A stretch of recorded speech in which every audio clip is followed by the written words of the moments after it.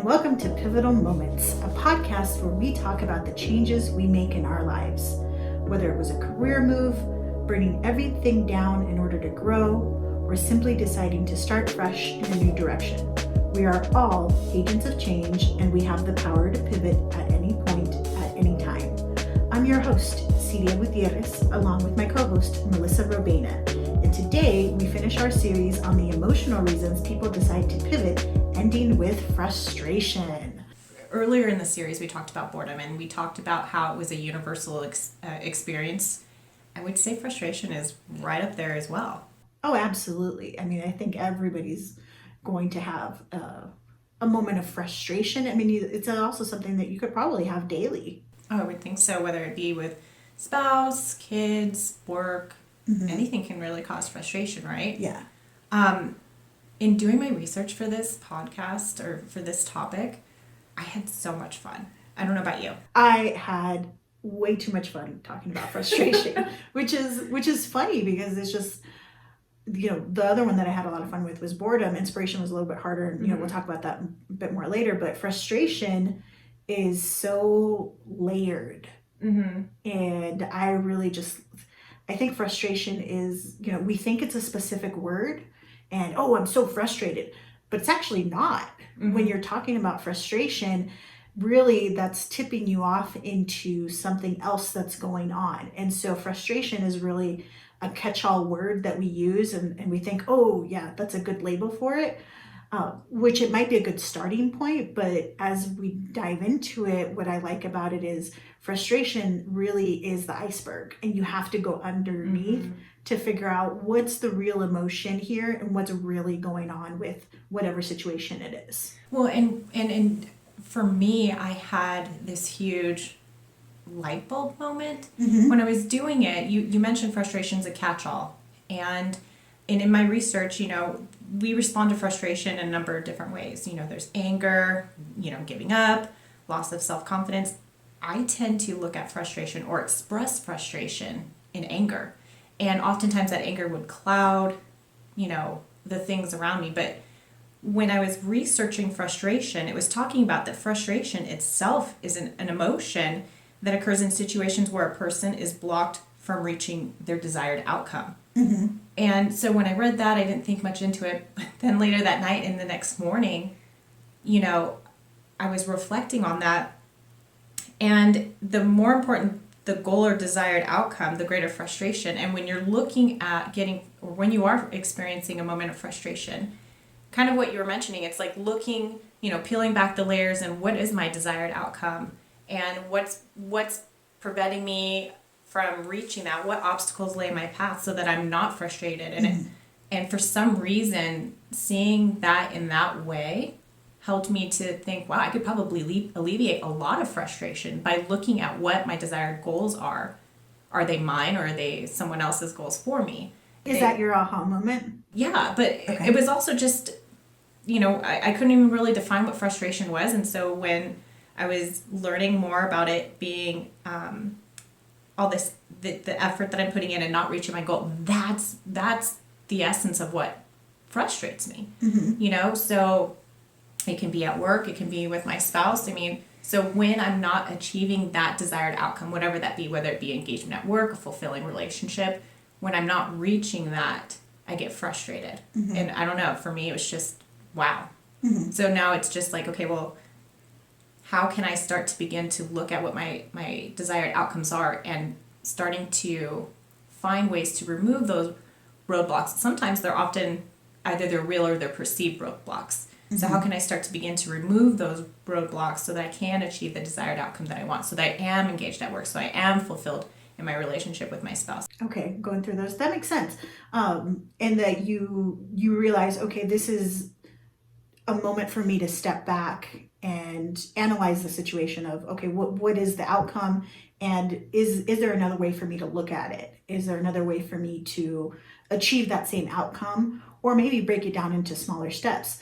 So this dovetails into a bit of the research that I was doing, which was that there's actually some neurons that go off in your brain that deal with frustration. They actually call them the frustration neurons. And so what's fascinating is you have the dopamine, right? That's the reward. That's the desired outcome. And so your brain gets flooded with all these happy juices and you get the dopamine and that's what you want. Like that's what we're all driving for. We all want that immediate satisfaction. But there are times in nature where it's dangerous for you to actually continue to go down that path. So because your brain likes balance, you have your right side, you have your left side, you have an anti-dopamine neuron, the chemical that goes into your brain. And so the way that they've been studying this and figuring it out is they've been giving mice access to sugar, right? So they'll study them. As soon as they get the sugar, they get the dopamine and they go, okay, great. And then they put the sugar in like a tube and they slowly start pushing it further and further back to the point where the animal gets frustrated and eventually gives up trying to get that reward. And so what they're theorizing is that the reason that the animal is giving up is because it's self-preservation. It's your brain gets flooded with this neuron, and then it's basically telling you, hey, this reward that you want is no longer attainable. Let's not waste our resources and our brain power on this anymore. So what if frustration isn't so much about you being a failure? What if part of it is your brain trying to preserve you? And that's interesting because you wouldn't normally consider frustration as a good thing, but it sounds like from your research that it's, like you said, self-preservation. And in my research, it also is a catalyst to spark change, right? Absolutely. And I was thinking about this, that they often say necessity is the mother of invention. And the more I thought about that, yeah, that's true. But I feel like frustration is really what's going to be one of those key catalysts. So maybe frustration's the father of invention, because when we get to our next segment, that's where I'm going to talk about all the entrepreneurs. And I think that that is a big driving force. Frustration is their catalyst, and then they go off and do amazing things. So again, coming back to frustration and this pivotal moment, I guess you should say, that I had, again, a lot of reflection. I often exhibited frustration in the form of anger. I was angry at people, I was angry at things, but never really took an introspection at myself. It was almost like I was like at a stalemate. I felt like I couldn't move. And so in doing this research, I came across these 6 steps to help move from a frustrated state of mind to one of action. Okay, so tell me about the steps. So the first one is pinpointing the cause. So it's really looking at what is causing you frustration. And I think we talked a little bit about that in the first segment, which is really peeling back why you're frustrated, what's causing you frustration, and is it real or is it perceived? And then second is changing your focus. So oftentimes what we focus on grows. So if we're constantly in this negative mindset that, oh, gosh, things are never going to change, he's never going to change, my work sucks, that's all you're going to see. So in the field, we have a negative bias. We do. Exactly. We default to that. So it's so much easier to see the negativity. So if that's what you're focusing in on, that's all you're going to see. And when I'm working with clients, that's often what they'll present me is with all the problems. So then I'll ask them, well, what is the best that can emerge here? What is the positive opposite? So number 2 is changing your focus. So by changing your focus, what is the ideal situation? Do you want to be engaged at work? Do you want to have a fulfilling relationship? Really getting detailed as to what that desired outcome looks like. Then you start thinking of solutions. That's step 3. Think of solutions. Brainstorm all of your options, and and kind of dovetails into step 4, which is be enthusiastic. Be enthusiastic about the possibilities and the opportunities that lay ahead of you. Number 5 is take action. So you've created this list, and looking at this list, what is in your sphere of influence? What can you do?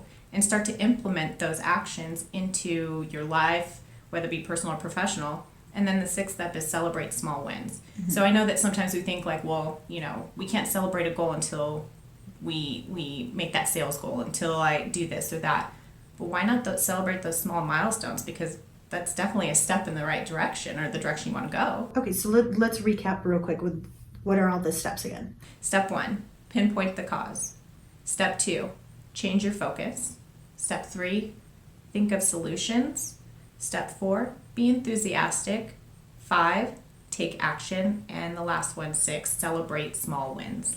Okay, so now when you were talking about those action steps, what I was thinking of, this is a great way to deal with that frustration that keeps coming back to you, right? Because if you're constantly frustrated with, we'll use work. Work is an easy example, right? If you're constantly frustrated with the same issue coming up at work, it comes up every day, every week, monthly, like it's something you keep coming back to. I think those action steps, those 6 steps, are a good way for you to reflect on it and figure out what's actually going on, right? And that emotion of frustration is going to tell you something else. And am I bored at work? Am I feeling guilty? Am I mad about something? Am I angry that I'm being mistreated or that I'm being undermined?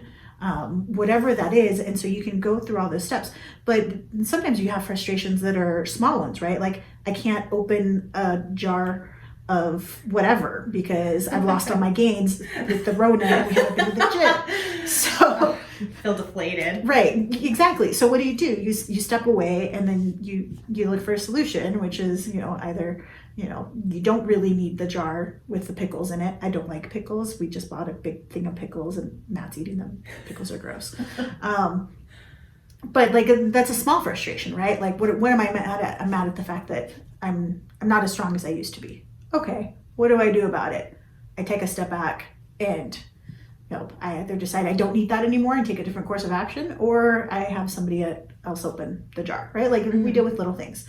When I deal with frustrations, I've had a lot of frustrations come up. It's the nature of being a litigator. One of the main things I do is before I act, because I know I don't want to be someone who yells at their team or tries to blame others. I want to try to find my own solution. Before I go in with that frustration energy, because I'm going to pass on that energy to my team, I take a few minutes to meditate. I literally just pause, and I'm fortunate that I have a little space in my office where I can do that, and I'll go breathe for a couple minutes and just deep breathing and taking time to, okay, how do I want to be in this moment? And how do I want to be to the team members? And then I go and I make my phone call or whatever else I need. But I've taken that time to really just almost break the cycle of frustration. So that way I'm not passing it on to someone else. And it's good that you're aware of that. This kind of reminds me of our first episode where we're talking about why we kind of built this podcast. And when we were talking about the pivots, you were really excited about the why. Why are people changing? Why did they make these changes? And for me, I wanted the how. Like, how did you do it? Not to say that, one size fits all or that it's going to fit or going to work for me. So when I came across this in my research, I think you had asked me on the break, well, how, what are some stories of your personal journey with frustration? And I just said I would just get angry. So here with these six steps, I now have that how that I was looking for. Yeah, because I do think that action piece, right? Like, what are you going to do about it? Exactly. And so that's where, I'm drawn to entrepreneurs. I think they have a spirit about them. There's a level of bravery on there. But what I found is that a lot of times things that frustrate us is what gives entrepreneurs their next step, their next big move. So, when you go to the airport, what's one of the things that you do, right? If you don't already have your ticket on your phone, before that was a thing, you could just go to a self-checkout kiosk, right? Not even have to deal with the person. And in fact, even if you go right now and you need to check your bags, that's what you have to go do. You have to go and check in. Well, somebody invented that, okay? And I couldn't find their name. It was driving me crazy. So if you know who it is, please tell me. But because basically it got invented in the 90s, and the first one was installed in Newark in 1995. And the way that this came about was the guy who invented it, he was waiting in line, because before you would have to wait in line for an hour to talk to the ticket counter lady, or, lady, no, that's sexist, sorry. Person. To the ticket counter person, you would have to talk to them to get your ticket. And this would be a small interaction of a couple minutes. And so he turned around after having waited, I think it was like 45 minutes. He's like, how many people here would just do it themselves? And, the whole line behind him raised their hands. And the person across from him was like, that'll never happen. Like, you'll have to do this. Fast forward, 25 years later, we have it in every single airport. We have self-checkout at grocery stores. But that was that frustration, right? Like, I wasted 45 minutes of my time when I could have been doing something else. And then that's actually one of the things, like, it feels like a waste of time when you're frustrated. And so I love that entrepreneurs see the frustration as opportunity. And so I'll give you one other story, which I think actually I have so many entrepreneur stories. I'm hoping we can get some of these people on the show. But this new entrepreneur that I just became aware of, her name's Sharon Shutter. She's an immigrant from Nigeria. She was so frustrated with the fact that there were no skincare lines that really could help her with her pigmentation. And so that's what she went into. She worked for Revlon, she worked for Benefit, she worked for all these companies trying to make that change within them. But even then, the shades were very limited as to what could happen. So she actually very recently, I think it was in 2018, she launched her own beauty brand called Uma Beauty. And it is for every single woman, every single skin type. And just going through that, because again, it was that frustration of not having that representation and not having those products. And so she talks about it, how, basically, even if there were products that were available in Africa, they were limited to shades and they were skewed towards lighter shades because that's the beauty standard, right? Not that that's correct, but that's really where it was. And so just, that frustration. Again, entrepreneurs are going to see that as an opportunity. And sometimes that's what I think about when I see something that's frustrating. It's like, what can I do on here? And then I realize that I don't have engineering skills or math skills or other things. But, maybe somebody else could do it. And just figuring out the different ways that you can go with it to have that action plan. All right, so now we've covered the overarching emotions of why people decide to pivot, right? So it was boredom, inspiration, and frustration. And so I just wanted to take a few moments for us to kind of look at it and just figure out from our perspectives and seeing what we think has stood out for us of those different topics. And I know for you like the how, right? So, was there a how to get out of boredom or other things? Like, what how stood out to you the most over this series? Over this series, and I would have to say it would be frustration. Again, I would often mask that as anger, or that to me, that frustration, I would just get anger and I couldn't see past the fog in order to have some sort of action steps to kind of get myself out of that hole. So are you going to do these action steps now? Well, yeah, I am. But even, and so I didn't maybe get the how for boredom, but I did learn a lot about myself in this series in terms of even some of the pivots I've made in my life up until this point. And I think in episode 2, we talked about boredom and how I run from boredom by inserting any and all activities in there, whether it was a fulfilling activity or not, whether it was enriching or not.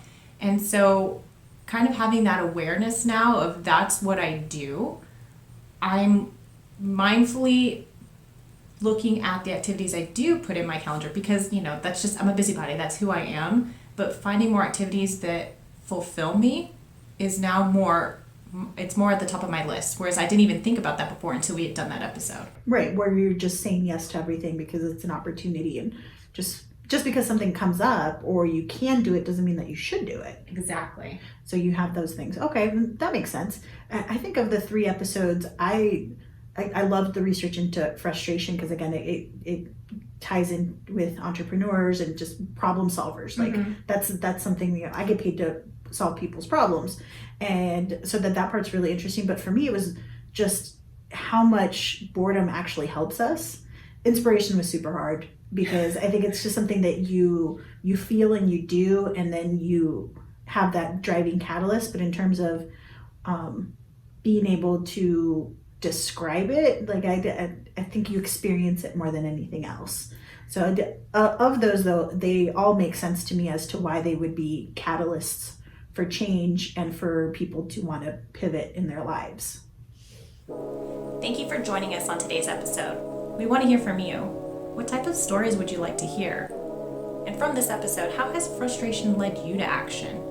Share your stories with us on Facebook at facebook.com/Pivotal Moments HQ. Join us next time when we dive into our next series on the types of pivots people make. And we will have guests coming up, which I'm really excited about. Yes, guests. We want to thank our producer and music director, Ron Johnson. And this has been an Astronomicus DMR production.